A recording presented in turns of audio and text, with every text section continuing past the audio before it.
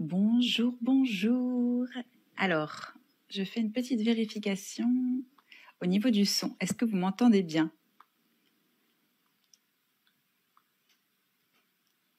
Alors, est-ce que vous m'entendez bien?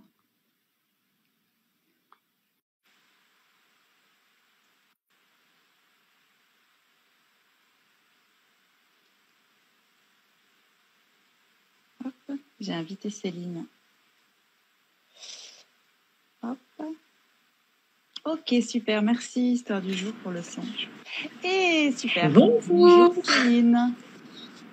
Bonjour Jasmine. Est-ce que tu m'entends bien? Ouais, je t'entends super bien. Est-ce que toi, de ton côté, tu m'entends bien? Parfait.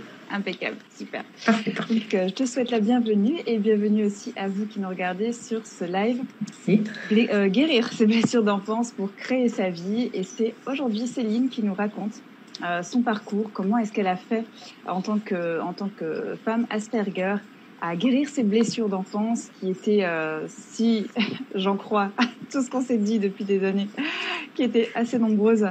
Et comment est-ce qu'elle a fait donc, pour guérir ses blessures, pour créer sa vie sur mesure. J'avais envie de faire ce live avec Céline parce que Céline, c'est une de mes meilleures amies. C'est une personne qui m'a énormément inspirée depuis que j'ai commencé ma carrière d'hypnothérapeute, mais avant également. Et j'avais tout simplement envie de faire ce live avec elle parce que j'avais envie de lui rendre hommage et de lui apporter une vitrine sur laquelle elle pourrait s'exprimer et nous partager son expérience et vous communiquer aussi à vous sa force, son énorme force intérieure pour vous aider à puiser en vous et à trouver les ressources nécessaires quand vous en avez besoin. Voilà. Donc, merci Céline d'avoir accepté cette invite. Oh, merci à toi de m'avoir invitée. Aujourd'hui, donc, tu vas nous parler un petit peu de toi. Est-ce que tu peux te présenter brièvement sur, voilà, qu'est-ce que tu fais aujourd'hui? Qui es-tu? Quelle est ton activité? Voilà. Alors, donc, de mon nom, Céline Pascolini. Je suis coach et thérapeute sophrologue pour les personnes avec autisme adultes, principalement. Et donc, j'ai voulu, à travers mon activité, faire un grand partage d'expérience de tout le parcours que j'ai pu faire moi-même, de toutes les difficultés que j'ai pu dépasser.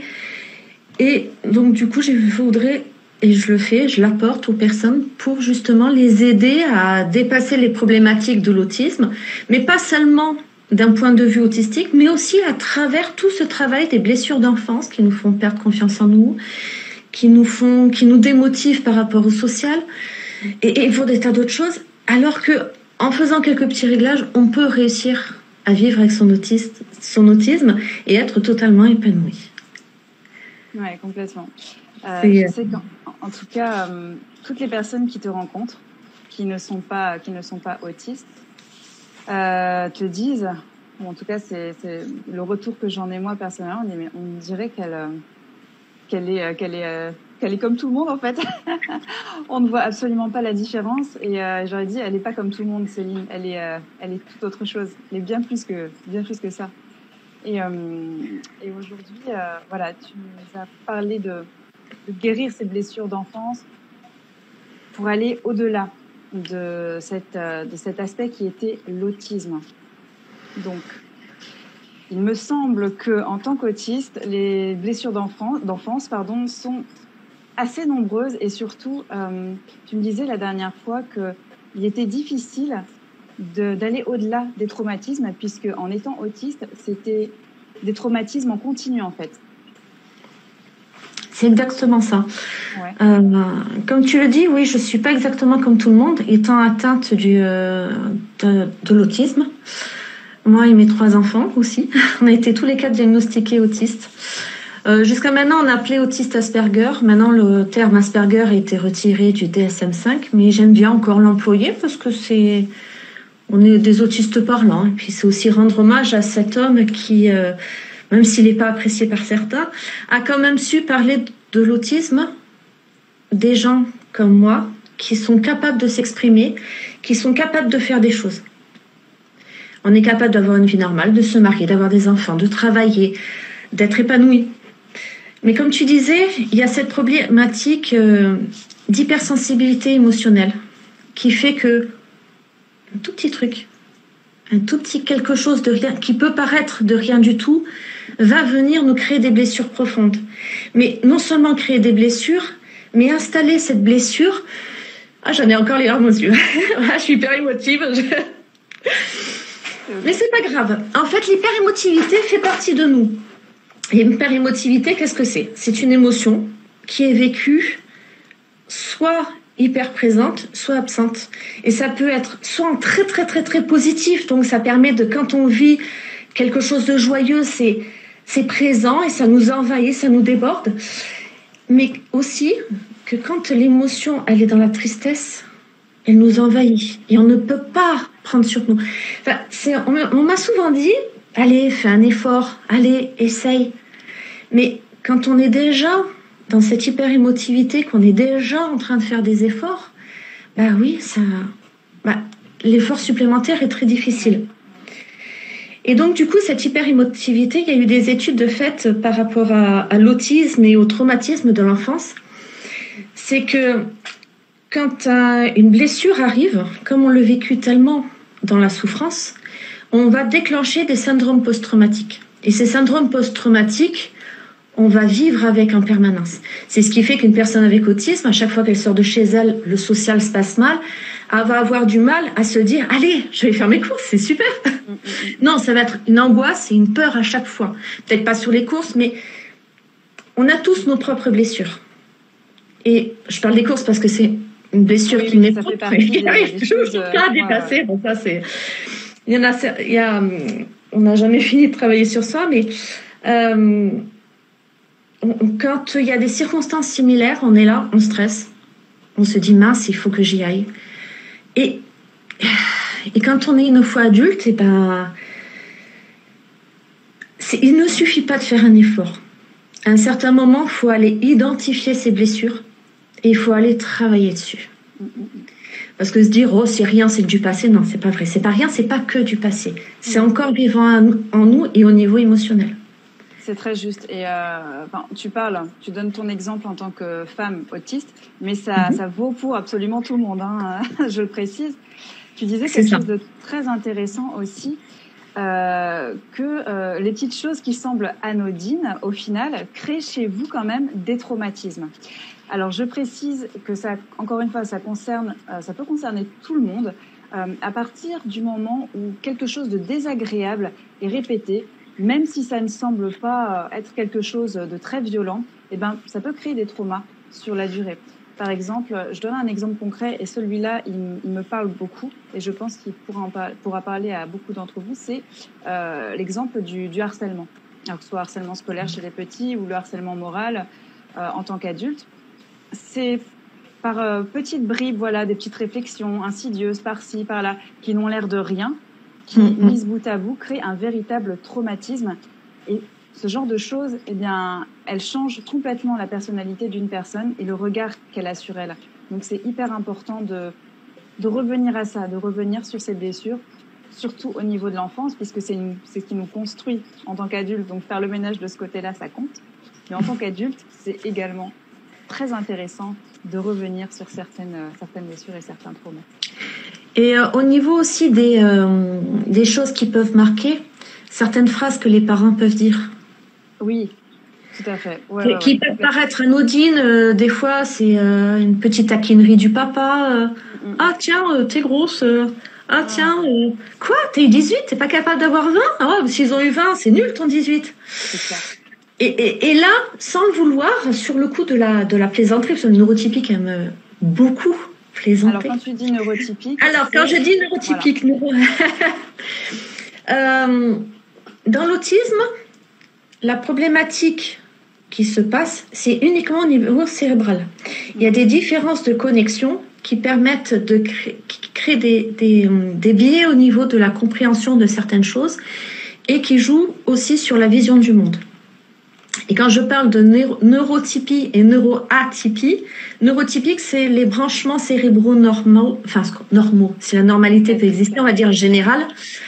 Donc c'est la population en général. Et la neuroatypie, c'est toute la gamme de connexions différentes que l'on peut trouver, dont fait partie l'autisme. On va retrouver aussi les HPI, tous les dyslexies. Et beaucoup de neuroatypie qui peut exister. Ce qu'on appelle aussi la neurodiversité. Ok, c'était important de le préciser. Oui, c'est vrai. C'est des mots que j'utilise tellement que je me rends plus compte que tout le monde ne connaît pas forcément ces termes-là. Donc, désolée. Non, tout va bien. Non, c'est important de relever. Vas-y, je te laisse continuer du coup. Je sais plus où j'en étais. Alors, on disait que on parlait des traumatismes qui semblaient être anodins, comme les petites phrases assassines du genre voilà, t'es grosse, t'aurais pu mieux faire, ceci, cela, par les parents. Et comment est-ce que ça peut être interprété en tant qu'enfant, et puis surtout comment on se construit sur ça. Une des phrases que mon père me disait beaucoup, c'était qu'il fallait que je réussisse ma vie et que je devais être fonctionnaire. Ça, c'est une phrase qui me... Réussir sa vie, c'était devenir fonctionnaire. Et donc, le stéréotypie de la famille parfaite, se marier, un chien, une maison, bon, j'avais pas la piscine. C'est qu'en fait, justement, les parents, ils viennent, ils nous structurent d'une certaine façon. Et donc, du coup, j'avais la maison, j'avais le mari, j'avais le chien, j'avais les enfants. Mais j'étais toujours une ratée pour mon père parce que j'étais pas fonctionnaire. D'accord. Et là, du coup, j'avais la sensation de nullité permanente. C'est-à-dire, j'ai pas réussi ma vie et ça a joué sur l'estime de moi et sur la valeur que je pouvais avoir. Je n'avais aucune valeur parce que il n'y avait pas cette reconnaissance paternelle. Et je me sentais mais vraiment petite. Si à l'époque, on m'avait dit que je serais là en live sur Instagram, j'aurais fait mais ça va pas pour parler de justement les blessures et oser montrer mon visage, oser parler. C'était quelque chose d'impensable puisque j'étais toute petite. J'étais moins que rien. Et j'osais pas, du coup, comme je ne voyais pas la valeur que je pouvais avoir, je n'osais pas parler aux gens. Parce que j'aurais presque à une époque envie de payer des gens pour qu'ils me parlent. Je n'osais pas leur dire bonjour. Ah oui, donc ça allait très loin en fait. Hein. C'était, Dans ma vision à l'époque, oui, ça allait jusque-là. C'était... on pourrait se dire, ouais, t'es pas fonctionnable, t'as réussi ta vie à côté. Non, parce que c'était quelque chose que j'ai dû dépasser pour pouvoir retrouver confiance en moi et pour pouvoir dire, c'est pas grave. Et donc, j'imagine que ça a pris du temps, que ça t'a demandé beaucoup d'investissement personnel et surtout de volonté. Je sais pas si on peut parler de volonté, mais en tout cas d'un désir ardent, plutôt. Pour en venir à bout ou pour dépasser tout ça. Comment est-ce que tu as fait? Quand on est en déphasage avec le monde qui nous entoure, avec justement cette sensation d'être petite, de ne pas oser parler, de se dire mince, comment va réagir l'autre quand je vais lui parler et tout. En fait, j'avais la sensation souvent, maintenant je peux mettre des mots dessus, c'était des angoisses. J'avais la sensation tous les soirs quand j'allais me coucher que j'avais juste envie de me mettre dans un trou et de m'enfermer. J'avais des fois par moment la sensation de brûler de l'intérieur. Et donc du coup, quand on me demandait c'est quoi ton but dans la vie, je répondais toujours je veux arrêter de souffrir. C'est fort. Et quand je disais ça, on me disait mais ça c'est pas un but de vie. Qu'est-ce que tu veux faire quand tu seras grande? Ne pas souffrir. Je répondais ça. Et je comprenais pas que les gens trouvaient que c'était pas un but de vie. Donc j'ai cherché des buts de vie, mais j'en cherche encore. Et arrêter de souffrir. Et donc du coup, j'ai passé la plupart de mon temps, même encore aujourd'hui, je continue à faire des recherches sur ça. C'est comment arrêter de souffrir. Et ça a été un chemin long, périlleux, et j'ai inclus dedans, c'est comprendre le monde qui m'entoure. Ouais, parce que j'imagine aussi que le diagnostic de l'autisme a pris aussi beaucoup de temps. Et que 36 ans. J'avais 36 ans quand je l'ai eu. Voilà, ça c'est... J'en ai 43 aujourd'hui. Ouais. Ok, donc voilà, ça... je vous laisse faire le calcul, mais très sincèrement, je sais que c'est un parcours du combattant qui commence à un moment et on ne sait pas quand est-ce qu'il va se terminer lorsqu'on est en quête d'un diagnostic. Pour personne autiste, pour personne HP, c'est une bataille qui est très très longue et on manque de structure en France. C'est très mal pris en charge.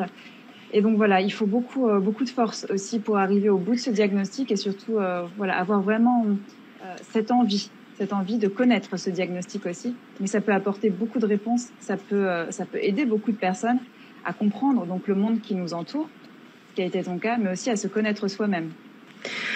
La chance que j'ai eue dans mon parcours, c'est d'avoir rencontré une personne qui faisait du décodage biologique et qui a commencé, j'avais une vingtaine d'années, à me former en décodage biologique et qui m'a montré qu'il y avait autre chose que les psychiatres et les médicaments.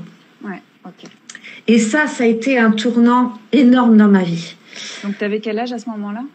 Oh, je devais avoir 22, 23 ans. D'accord. Voilà. Et avant, on m'avait catégorisée dans la case dépressive. Voilà. Et quand j'ai commencé à faire ce travail en décodage biologique, derrière, je me suis mise à travailler sur les 3 plans. Le conscient, l'inconscient et le corps. Je ne sais pas si on voit mes 3. Donc, je travaillais le conscient avec une thérapeute qui faisait à la fois du décodage biologique et du rêve éveillé. Je travaillais l'inconscient en kinésiologie et le corps en shiatsu. Et j'ai tellement aimé le shiatsu que je suis allée, donc du coup, en plus des cours en décodage biologique, aller faire des cours en shiatsu. Et ça a été le début. Et ensuite, dès qu'il y avait une méthode qui se présentait à moi, que je ne connaissais pas, l'hypnose, la méditation, la sophrologie, l'acupuncture et j'en passe. J'ai tellement essayé, je ne sais même plus.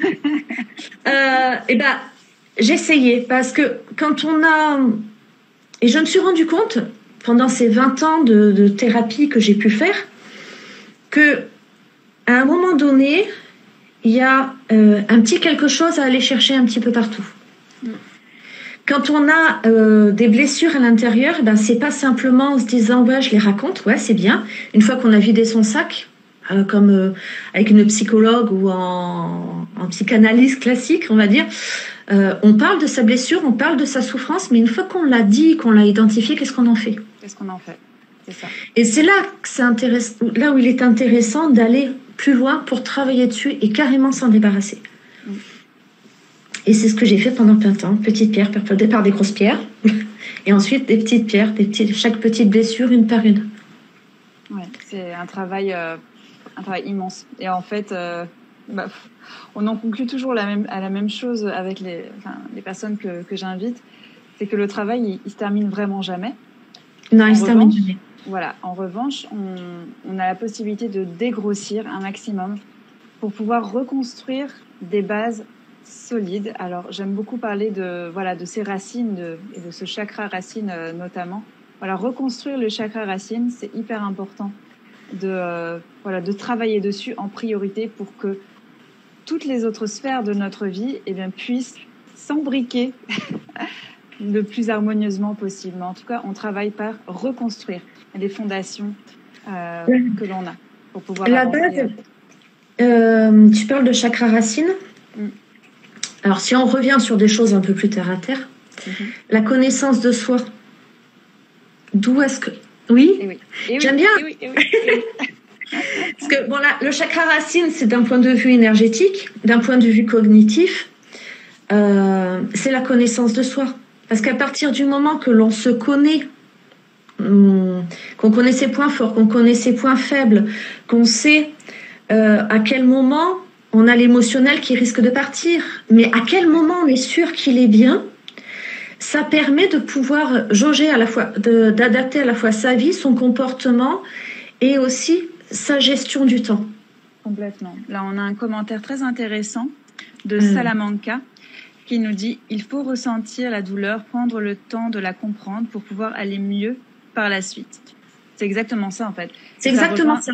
Voilà, ça rejoint ce que tu disais sur la connaissance de soi. C'est quelque chose que j'essaye de communiquer également le plus possible, puisque sans connaissance de soi, sans connaissance profonde de soi-même, toutes les choses qu'on peut entreprendre, eh ben, en fait, ce sera très volatile, ce ne sera pas consistant. Hein, on ne va pas en profondeur dans les choses, et donc du coup, on fait des choses qui peuvent nous faire du bien sur le moment, ok, mais dans la durée, il n'y a rien qui a été résolu, il n'y a rien qui a été réparé, il n'y a rien qui a été libéré. Et donc voilà. J'aimerais savoir, toi, comment est-ce que tu as fait la première chose que tu as mise en place pour aller dans cette connaissance de soi? Qu'est-ce que c'était? Ah ouais, la première chose que j'ai mis en place. Une des premières choses, pas forcément la première, mais une des premières qui t'a vraiment permis d'aller dans cette quête. J'ai fait un scanner cérébral. Ok. Non, mais je réfléchis en fait. Hein. Et la toute première, je me souviens, c'était avec mon professeur d'Alain Sconi qui faisait des lectures de scanner. Et il avait fallu que je fasse un scanner sans injection. Et c'était très, très compliqué. D'accord. C'était un peu se détourner de la voie classique de ce type de scanner. Et il m'avait fait une lecture de mon scanner en parlant des blessures d'enfance originelles.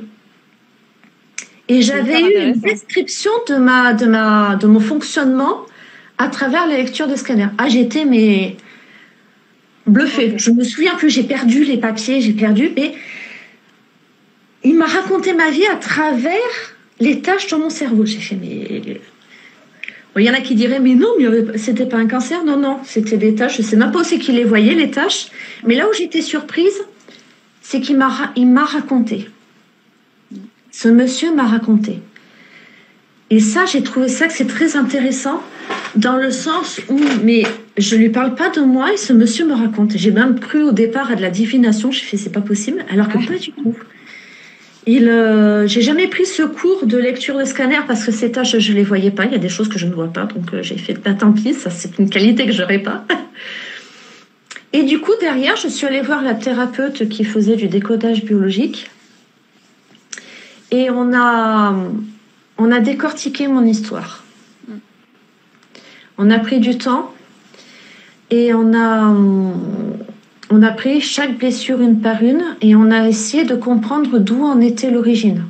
Ensuite, ouais, avec cette thérapeute, ça a été le vrai. On a fait un nettoyage énorme avec. Elle s'appelait Danielle. Et de là, chaque blessure une par une. On est allé en profondeur, décortiquer et voir quel impact les événements avaient eu sur mon émotionnel. Tu as dû comprendre beaucoup de choses sur tes comportements présents. Ouais, je m'étais même dit que j'aimerais bien un jour aller chercher mon dossier médical chez elle parce que je ne me souviens pas de tout ce qu'on a pu travailler. Il y avait beaucoup de sentiments de solitude par rapport à mes frères et sœurs, ça je me souviens. Il y avait... mes parents, comme ils ne me comprenaient pas, ils me laissaient beaucoup de côté. Ouais. Et on a essayé aussi de comprendre. Je me souviens, par rapport à mes frères et sœurs, il était ressorti des choses comme quoi eux, ils avaient grandi ensemble. Moi, je n'avais pas grandi ensemble. C'est dur. Enfin, avec eux, c'est une grande différence d'âge. Et il y avait énormément de choses. Mais c'est surtout ce côté, elle m'a accompagnée dans l'introspection.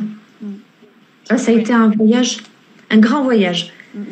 Parce que l'introspection, dans toute quête de connaissance de soi ou même dans un processus de guérison entre guillemets classique pour guérir une maladie chronique ou émotionnelle ou que sais-je, c'est hyper important à un moment donné de se rendre compte qu'il faut aller dans l'introspection, d'aller à la rencontre de soi. Sans phare, sans œillère, pour vraiment être face à soi, face à ses zones d'ombre, face à ses zones de lumière aussi. Mais c'est plus difficile d'être face à ces zones d'ombre. Et parfois, faire ce travail introspectif tout seul, ça peut être compliqué. Donc, en fait, quand on est face à soi-même, à sa propre souffrance, on a une version de l'histoire. Alors que celle-ci est vraie, et celle-ci aussi, et il en existe encore. Celle-là aussi est vraie. Là où c'est que nous, on ne voit qu'une seule version de l'histoire, il faut changer de point de vue pour comprendre l'entièreté de la vérité. Et encore, ça ne sera qu'une partie. C'est à ça que sert le thérapeute. C'est que tant qu'on est sur une seule version de l'histoire, on ne peut pas faire évoluer sa pensée dessus. Est-ce que l'autre avait une raison de se comporter comme ça? Est-ce que, sans le vouloir, j'ai blessé l'autre? C'est possible aussi. On a sa part de responsabilité, l'autre a sa part de responsabilité, et ce n'est pas forcément que tout le temps de la faute de l'autre. Il peut y avoir des circonstances atténuantes. Est-ce que ce jour-là, peut-être que la personne était fatiguée, peut-être que elle avait vécu un drame. Est-ce que c'était simplement parce qu'on n'avait pas eu le bon comportement? Enfin, il y a énormément face à une situation, une multitude de raisons, une multitude de choses. Et quand on est seul par rapport à sa propre problématique, il y a une évolution dans la réflexion et dans la vision de la chose que par moment, on est bloqué et on ne peut pas avancer. Et l'autre va avoir le mot, la phrase, le questionnement qui peut amener à avancer dans son raisonnement et qui peut amener vers la compréhension de la situation. Ça, c'est hyper important que tu le précises parce que on peut faire ça aussi en travail donc, thérapeutique, mais c'est ce que j'essaye en tout cas de préciser dans certains de mes posts, c'est là où arrive la différence entre le coach et le thérapeute. Le coach va pouvoir vous aider sur une période plus ou moins longue à travailler vraiment sur une globalité de vous-même. En globalité sur vous-même, on ne va pas pouvoir faire absolument tout, mais ça va être beaucoup plus général, beaucoup plus global. Et alors que le thérapeute va vous recevoir pour une séance, vous allez travailler sur une problématique à la fois. Donc, c'est la différence qu'il y a entre se faire accompagner par un coach et se faire accompagner par un thérapeute. Il n'y a pas de meilleure solution, il y a la meilleure solution pour nous sur le moment. Qu'est-ce qui vous convient le mieux? C'est pour ça que pendant ces 20 ans de thérapie, j'ai utilisé énormément de méthodes. Parce qu'il y a des méthodes qui ont fonctionné sur moi à un moment donné avec lesquelles je n'avançais plus. Et donc, et certaines méthodes qui m'ont pas du tout convenu, et certaines dans lesquelles je me suis vraiment épanouie. Aujourd'hui, je travaille avec une kinésiologue sur moi, parce que c'est une méthode, c'est bien, je n'ai pas beaucoup besoin de réfléchir. J'arrive, j'ai ça qui va pas dans ma vie. Ah, ok, pouf, en une séance, on travaille dessus.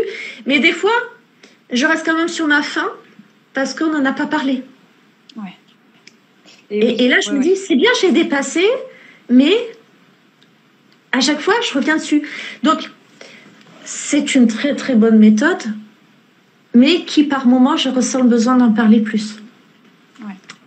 Mais par contre, le psychologue classique ou le psychiatre classique qui ne dit rien, où on ne fait que parler, là, je vois pas comment est-ce qu'on peut avancer.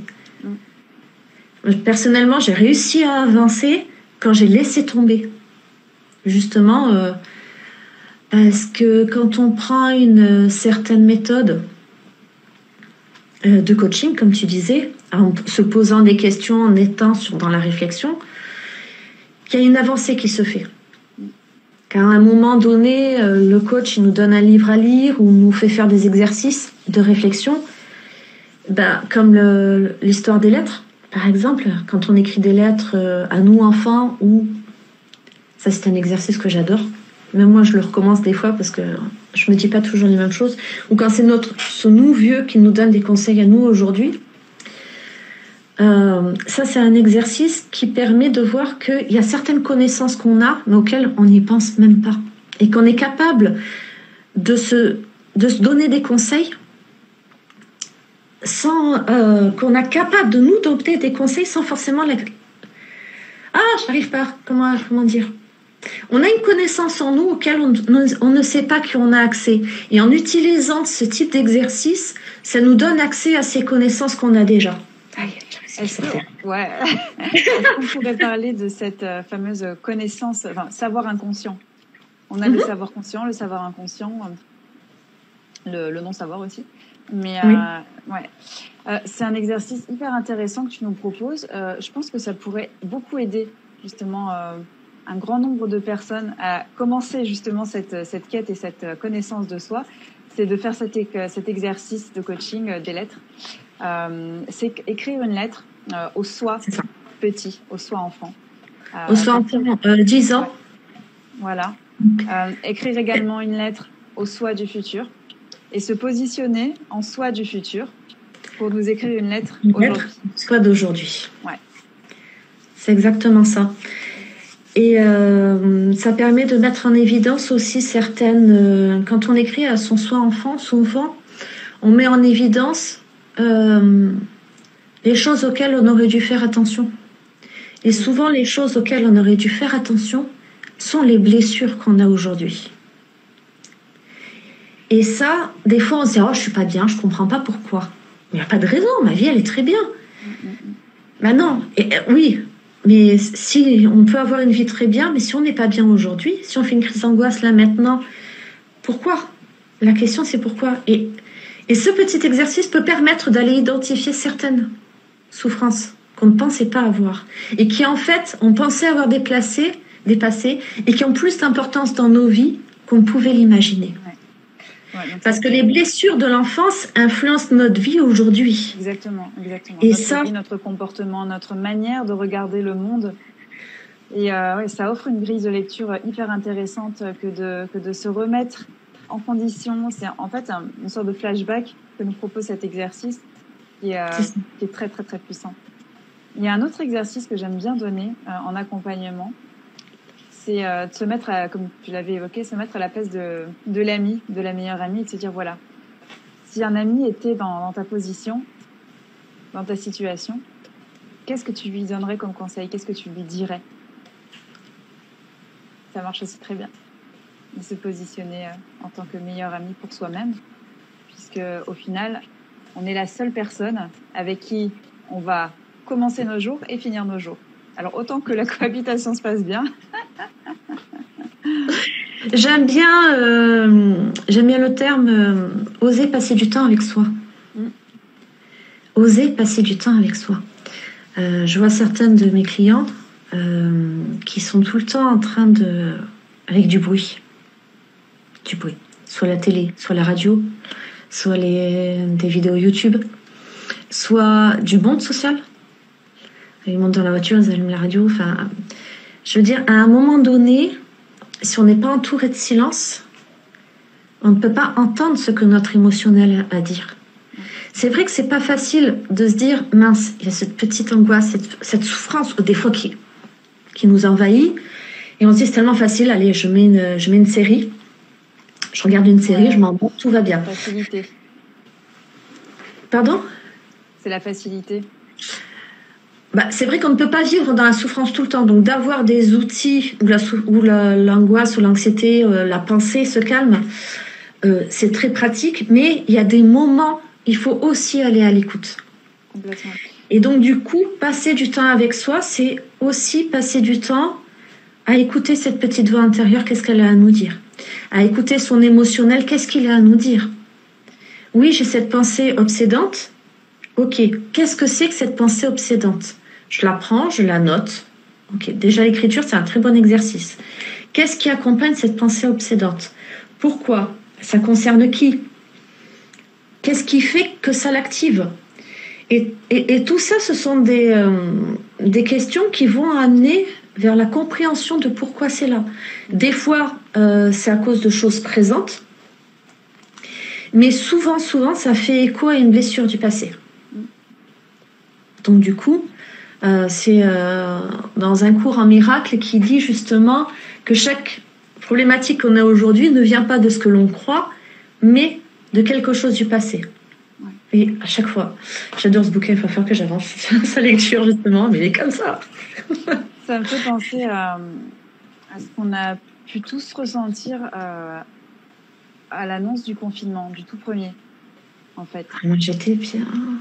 Ouais, mais pour beaucoup de personnes, toi, tu as travaillé sur toi et bon, tu étais suffisamment avancé Voilà. Pour beaucoup, ça a été très compliqué. Pour beaucoup, ça a été très compliqué de se retrouver.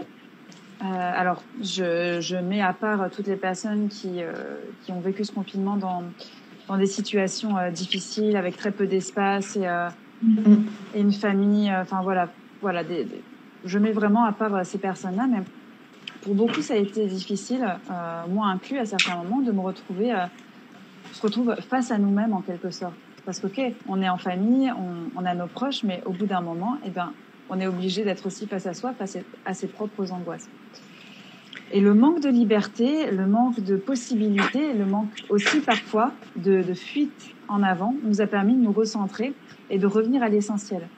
Et donc, peu importe les choses, comment elles ont évolué aujourd'hui, force est de constater que ces instants ont aidé beaucoup de personnes aussi à réfléchir sur leur vie, à prendre des décisions en conséquence et à agir dans un sens qui leur fait du bien aujourd'hui.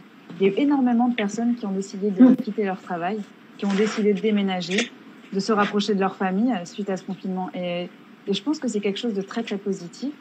Et ça fait partie des bénéfices insoupçonnés de tout ce qui est en train de se passer aujourd'hui. Et encore une fois, vous connaissez aussi ma position sur ce qui se passe. Céline, je sais que tu la partages en grande partie également.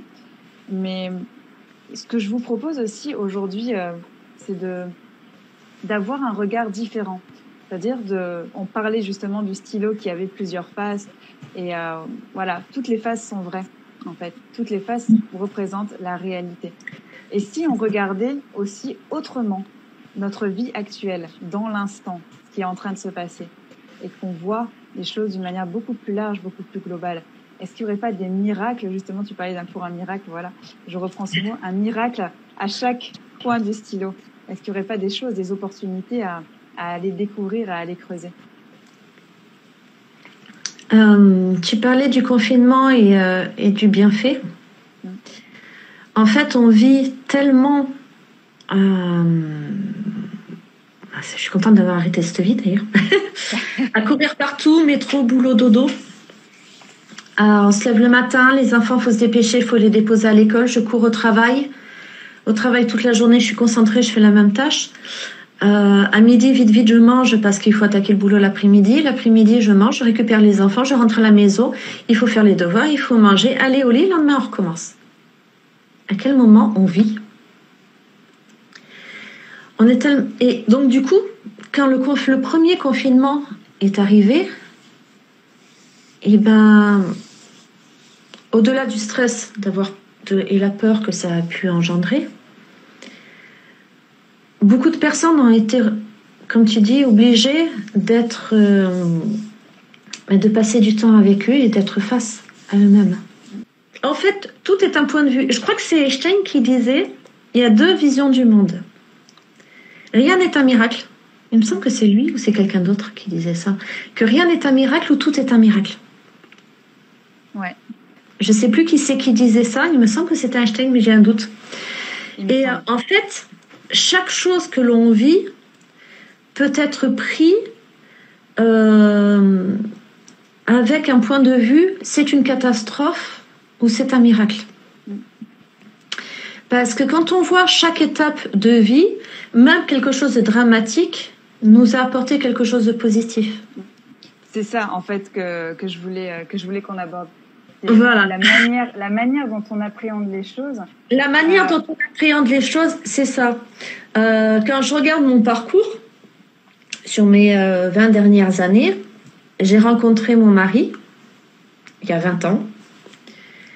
Et il s'est occupé de moi, parce qu'il y a 20 ans, j'étais en dépression très profonde. D'ailleurs, j'en parle dans ma première vidéo de ma chaîne YouTube. C'est la toute première. Et il m'a accordé bien 2 ans de sa vie où il a fait que s'occuper de moi. Et donc, du coup, il m'a créé cet espace. Il m'a créé cet espace où j'ai pu justement aller voir les thérapeutes, pour pouvoir avancer sur moi. Derrière, on a eu des enfants, on s'est mariés. Et au bout d'un certain temps, grosse dispute, divorce, 4 ans d'engueulade. je suis sortie de là, mince, dans quel état? Et c'était un gros drame. Mais d'un autre côté, du temps où on était ensemble, il m'a permis de travailler sur mes blessures d'enfance. Le divorce m'a fait beaucoup de mal, mais nous n'étions plus compatibles. Et c'est ce qui m'a permis le courage de pouvoir m'autonomiser, devenir autonome, chose que je n'avais jamais réussi avant. Donc sans ce divorce, j'étais entièrement dépendante de lui. Et grâce à ce divorce, ça m'a permis de devenir indépendante, ce qui m'a permis par la suite de trouver le courage de me lancer dans mon activité professionnelle. Si j'étais restée mariée avec lui, peut-être que je n'aurais jamais pu me lancer, puisque je n'avais pas eu cette rupture.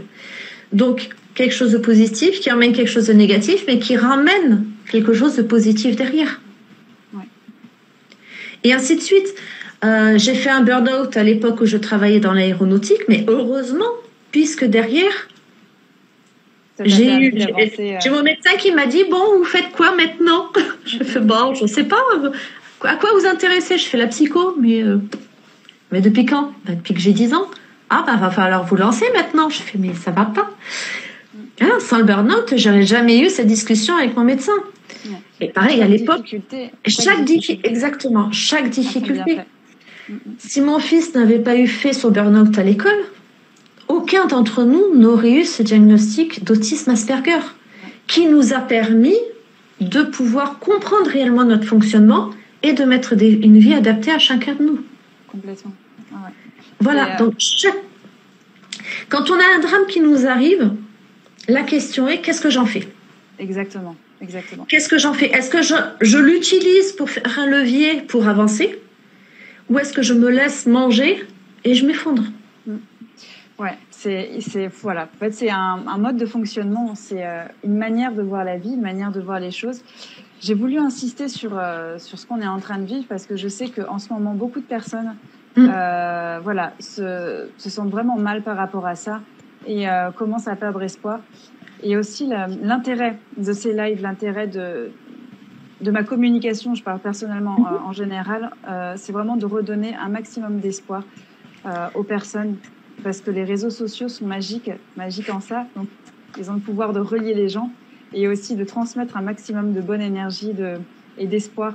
Et voilà, donc, même si c'est dur aujourd'hui, c'est mon petit message de la fin, même si c'est dur aujourd'hui, essayez de voir les choses de manière beaucoup plus générale, beaucoup plus globale. Et sachez que ce qu'on est en train de vivre actuellement, c'est une force pour nous et un moyen de s'élever de plus belle. Si je devais donner un conseil, c'est l'opportunité aujourd'hui de se reconcentrer sur l'essentiel. Oui, exactement. De se rappeler qu'est-ce qui est vraiment important pour moi. Voilà, qu'est-ce qui est le plus important? Est-ce que c'est mon boulot? Est-ce que c'est le fait d'aller au restaurant? Est-ce que c'est le fait d'aller au cinéma? Est-ce que c'est le fait de passer du temps avec des amis? Est-ce que c'est le fait de passer du temps avec moi? Est-ce que c'est ça? Nous sommes les choses les plus importantes pour nous. Et c'est ça, c'est se poser les questions, mais qu'est-ce qui est le plus important pour moi? Qu'est-ce que je veux pour mon futur? Où est-ce que je veux aller? Et où je veux être dans 10 ans? Et ça, je pense que les difficultés d'aujourd'hui nous apportent presque cette obligation de nous poser cette question. Ça, je pense que ça termine, ça clôture bien tout ce qu'on s'est dit jusque-là. Les différentes faces du stylo, le point de vue, le fait d'avoir un regard extérieur parfois sur soi qui peut permettre d'avancer et d'être dans une neutralité aussi. Ça permet d'être OK avec soi, d'être bienveillant avec soi-même que d'avoir un point de vue extérieur. Il nous permet d'avancer. Donc aujourd'hui, tu es à ton compte, tu es devenu coach, tu accompagnes les personnes Asperger, même si on le dit plus, on le dit quand même.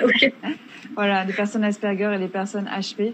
Tu as réussi à aller au-delà de toutes tes blessures, en tout cas de beaucoup de blessures d'enfance, en travaillant sur toi, en partant à la conquête de la connaissance de toi et voilà, tu peux être fière de tout ton parcours. Tout ça, je précise, parce que Céline ne vous l'a pas dit, en étant quasi mère célibataire. Avec 3 enfants. 3 enfants. Autistes également. Donc, oui. Ça c'est hyper important de Et en faisant l'école à la maison. En faisant l'école à la maison, donc voilà. Donc bravo en tout cas pour tout ce parcours. Est-ce que tu peux nous partager une anecdote concernant ton travail, quelque chose de rigolo ou d'assez insolite, quelque chose de puissant? Qu'est-ce que tu voudrais nous partager? Par rapport à mon travail? Ouais, quelque chose qui t'est arrivé en consultation. Là, tu prends l'improviste, là. Ouais, c'est le jeu, ma pauvre Lucette. Allez. Quelque chose de puissant. Ouais, la chose la plus puissante que j'ai pu avoir et qui m'a fait du bien, c'est tous les commentaires YouTube que j'ai pu avoir. Cool. Et j'ai reçu un email d'une personne qui m'a dit « Merci d'exister ». Waouh, oh là là. Ça, c'est c'est la chose qui me motive le plus pour continuer. C'est de voir que j'arrive avec mes petits moyens, en me mettant derrière ma caméra, en recevant des personnes comme ça, de voir que je peux avoir un impact. Ça, c'est puissant. Et je crois que c'est le message que j'ai de plus puissant que j'ai pu recevoir et de voir le retour des personnes. C'est gratifiant. Ça, c'est voilà. Si tu voulais pas, si c'est un truc puissant, c'est. Je crois que on a tendance à dire que les personnes avec autisme s'isolent. Je vais dire un truc. Non, on se protège et que on aime être avec les autres. On est des êtres sociaux comme tout le monde, mais ce qu'on aime, c'est pas le tout venant n'importe comment. On a besoin de choses positives. Et ce qui m'a nourri, c'est justement la communauté qui s'est organisée autour de ce que je peux créer comme contenu. Et c'est un retour bénéfique qui m'a fait du bien énormément. Donc j'essaye de faire du bien, mais ma communauté m'a fait du bien aussi. Ouais, c'est un juste retour des choses. Donc je suis plus une petite personne qui n'ose plus parler. Et ma communauté a contribué à ce que j'ose encore plus. À aller. Et je prépare justement j'ai des petits projets en cours là pour recommencer à alimenter ma chaîne YouTube. Super. C'est merveilleux. Enfin, c'est un très très beau message de fin. Je laisserai en story le lien direct vers ta chaîne YouTube. Pour toutes les personnes que ça intéresse, Céline a fait un super travail jusque-là, elle va continuer. C'est un petit moment que je n'ai pas publié, mais justement là, j'ai envie de... Voilà, mais il y a eu tellement de travail de fourmi fait sur cette chaîne que voilà, je partagerai le lien. Merci beaucoup Céline de nous avoir partagé ton expérience, tes grands plutôt, tes grands tips pour nous aider à aller dans cette connaissance de soi, à guérir nos blessures du passé, pour pouvoir nous permettre de créer notre vie. Je te fais de très très gros bisous. Merci beaucoup pour ce live. Merci à vous de l'avoir suivi. Si vous avez des questions, si vous avez des commentaires à faire par rapport à notre échange, n'hésitez pas à les mettre juste en dessous. Pour suivre Céline, c'est très simple. Vous avez juste à aller sur le lien que je mets en commentaire, le lien direct sur sa chaîne Instagram. Comme ça, vous pouvez continuer à suivre tout ce qu'elle fait. Je vous fais à tous de très très gros bisous. Prenez bien soin de vous et à très bientôt. Bisous Céline. Merci beaucoup. Au revoir. Ciao.